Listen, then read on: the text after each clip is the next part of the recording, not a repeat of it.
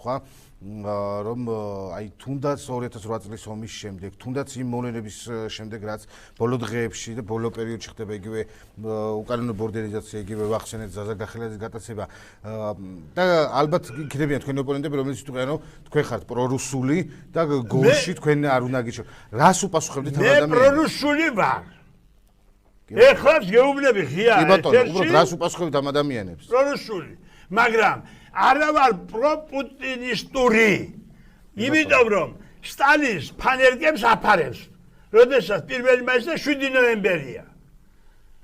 და ეს სჭირდება მხოლოდ მას თავის დასაცავად. თუ გაჭირდა და რუსეთს საფრთხე დაემუქრა, იმ წუთშივე ავარდება ის მავზოლეუმის ტრიბუნაზე.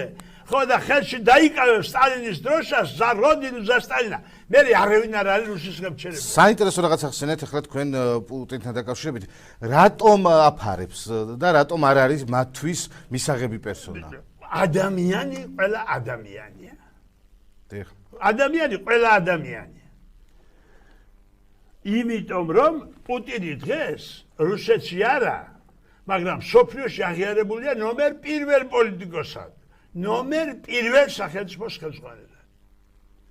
რომელთანაც მაგალითად შეიძლება რომ მაკრონი დავაყენოთ გვერდზე, შეიძლება ბაიდენი რო იყოს პუტინის საპერწონე, ან და სხვა რომელიმე თუ გინდა მერკელი.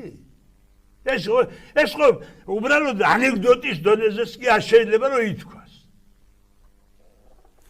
აი ზუსტად ამ ყველაფრის შემდეგ, ამ განცხადების შემდეგ დარწმუნებული ვარ, რომ თქვენი ოპონენტებს უფრო მეტი კითხვა გაუჩნდებათ თქვენს მიმართ ბოლში. რატო არ მოვიდა ის თქვენი დეპუტატი რო არის ქალი ერთი?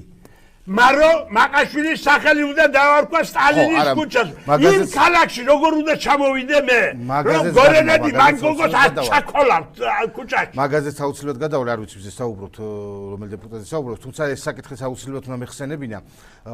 არის საუბარი, რომ ქუჩას უნდა შეეცვალოს სახელი. და თქვენ რა თქმა უნდა იყრით მერობაზე კენს და ერთ-ერთი საკითხი თქვენი მერად გახდომის შემთხვევაში ალბათ იქნება ესეც. არის იურიდიული კარგი იქნებოდა რომ ჩვენ გვერდზე ვინმე ყოფილიყო იურისტი რომელიც ამას პროცედურულად განმარტავდა. ნუ თქვენ რო წარმოვიდგინოთ თქვენ გახდეთ მერი, რა თქმა უნდა ადამიანებს ექნებათ იმის საშუალება რომ შემოიტანონ განაცხადი ნებისმიერი ქუჩის სახლის გადარქმევაზე, არა მარტო სტალინის ქუჩის ნებისმიერი ქუჩის გადარქმევაზე და ალბათ ამ ჯგუფსაც ასეთი დარჩები ეს ქუჩა რომელიც ახლა არის.